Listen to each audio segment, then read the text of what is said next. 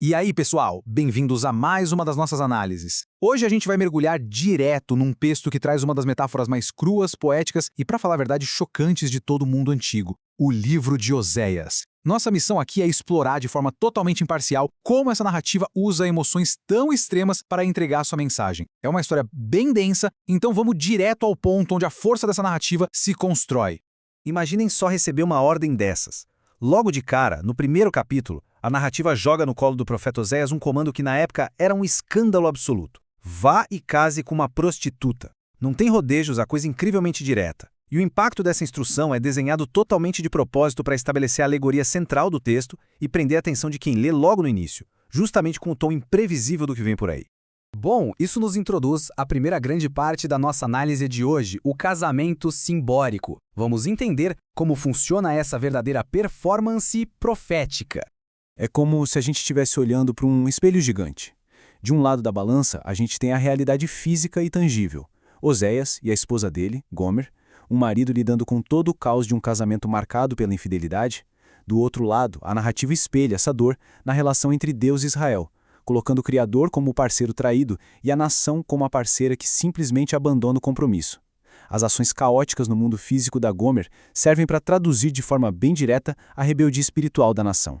A grande genialidade do texto aqui é pegar algo extremamente íntimo e visceral, que é a traição do casamento, para conseguir explicar um conceito teológico super abstrato. E a narrativa leva essa metáfora ainda mais longe, chegando a um ponto bem perturbador. Transformar os próprios filhos do casal em mensagens vivas de condenação. É só pensar no choque cultural de nomear uma criança de não amada, sinalizando literalmente o fim do amor e do perdão. Depois vem Jezrael, um nome que apontava para a destruição iminente do poder militar da nação. E o terceiro filho, não meu povo, é a declaração oficial de que a aliança estava rompida. A linguagem aqui não deixa espaço para nenhuma dúvida. A situação é descrita como terminal mesmo. Pois é, com avisos tão severos assim, aquele tom familiar desmorona de vez. A gente entra agora na quebra da aliança, que funciona quase como um tribunal de acusação implacável.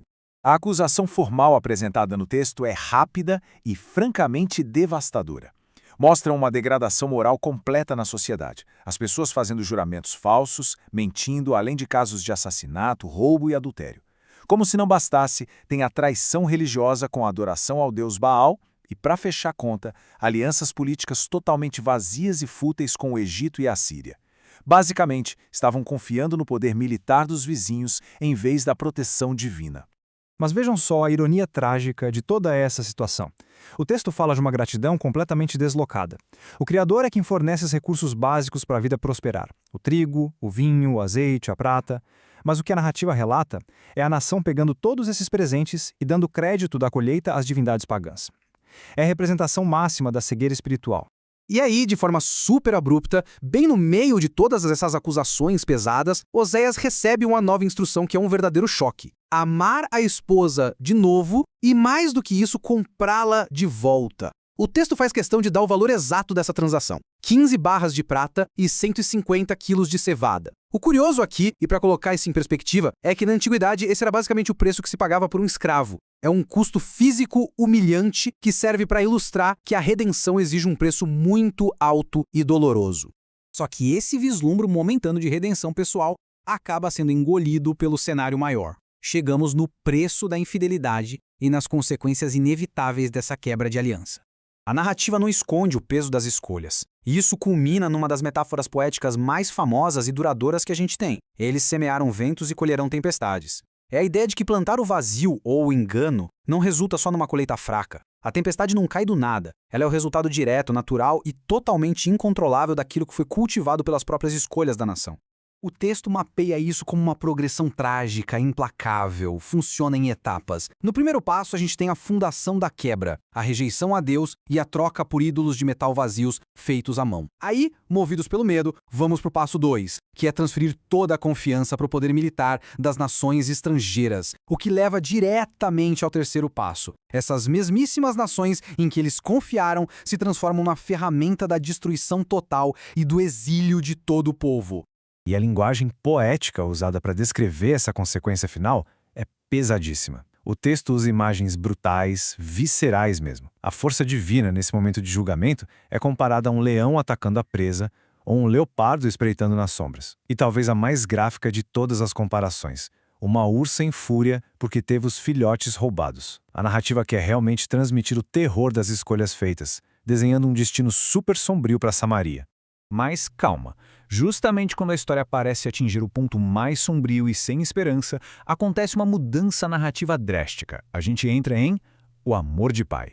A metáfora central sofre uma alteração simplesmente incrível no capítulo 11. É uma virada de chave completa. A gente sai de repente daquela imagem do marido traído, furioso no tribunal, e o texto passa a descrever um pai ou uma mãe extremamente afetuosos. Deus passa a ser retratado como aquele que segurou Israel pelos braços, que ensinou a criança a dar os primeiros passos, inclinando-se para alimentar o filho com o maior carinho. Essa mudança de papel, saindo de um parceiro rejeitado para um genitor nostálgico, adiciona uma camada de emoção tão pura que desestabiliza toda aquela expectativa que a gente tinha de uma retribuição fria e calculada.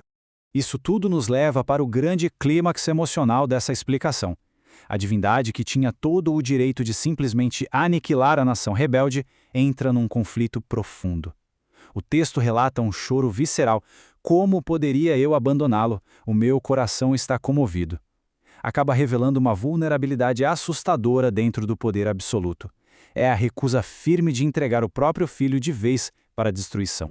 E essa recusa tem base numa distinção teológica monumental dentro do texto. É declarado categoricamente: pois eu sou Deus e não um ser humano. Essa é a grande sacada. A limitação humana exigiria a vingança pura e simples por uma questão de orgulho para destruir quem traiu. Mas é a compaixão profunda que separa a natureza divina da ira humana, por mais justificada que a ira fosse. A vingança, dentro dessa narrativa, é vista como uma falha humana, e não o padrão divino. Então, com essa promessa de compaixão assumindo o controle, o tom muda mais uma vez. Entramos na restauração final, uma fase focada puramente em cura e paz. Para a gente entender de verdade o peso dessa restauração, precisamos lembrar de como estava o cenário um pouco antes. Aquela relação quebrada tinha transformado a nação numa paisagem amaldiçoada, um deserto seco, uma terra totalmente árida, bloqueada por muros e cercas de espinhos. A infidelidade gerou um ambiente que era, visualmente e literalmente, sem vida. Mas vejam o contraste magnífico que a narrativa constrói agora. Toda aquela aridez dá lugar a uma chuva de salvação, com o orvalho suave descendo dos céus. A nação deixa de ser descrita como espinhos e passa a ser retratada como lírios florescendo, oliveiras cheias de frutos, com raízes tão firmes e profundas quanto os famosos cedros do Líbano. É uma reversão de 180 graus, onde a glória de uma natureza em abundância simboliza o fim definitivo de todo aquele conflito cósmico. Certa, mas como é que se sai daquele deserto terrível e se chega nesse jardim florescente? O caminho de volta, de acordo com o texto, não aceita mais rituais vazios ou barganhas mecânicas. A exigência agora é totalmente interna. O que conta são palavras sinceras e corações quebrantados. A nação precisa declarar que não vai mais confiar nas próprias invenções. A verdadeira cura espiritual não vem de montar em cavalos de guerra poderosos, mas de abandonar todo o orgulho e reconhecer a própria necessidade de ajuda. Chegando ao fim da nossa análise de hoje, fica uma provocação pairando no ar. O livro de Oséias, por meio desse casamento escandaloso e dessa paciência que beira o absurdo, mostra o perdão como algo que dói, que tem um custo altíssimo e que bate de frente com o nosso instinto natural de vingança. A grande questão que esse texto antigo joga para nós é: como é que a nossa visão moderna, e muitas vezes simplista sobre amor incondicional, consegue sobreviver diante de um nível tão avassalador de perdão? Fica a reflexão.